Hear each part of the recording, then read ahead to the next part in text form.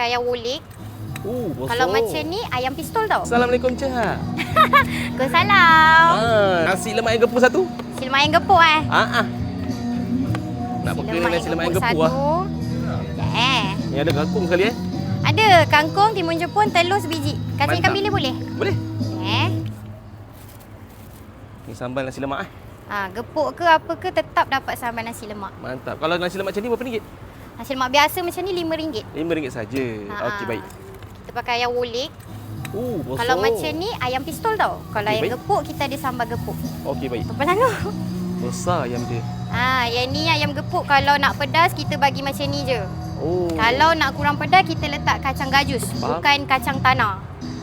Gitu. Dah siap. Nasi lemak ayam gepuk. Baik.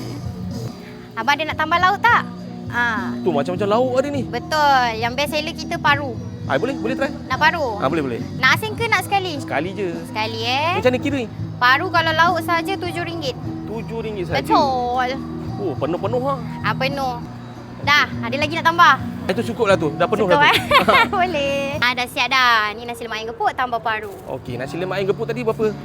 Nasi lemak ayam gepuk 16 tambah paru 7. Jadi 23 lah. Betul. So, kedai Cak kat mana? Kedai cakap Gangsa. Boleh waste nasi lemak ayam gepuk Echa. West mesti sampai Sampai. Takkan keliru pasal kita dah naik signboard dah nampak dah. Ngam. So, hari apa buka tu? Buka setiap hari kecuali Selasa. Daripada pukul apa?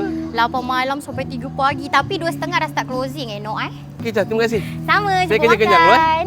Assalamualaikum.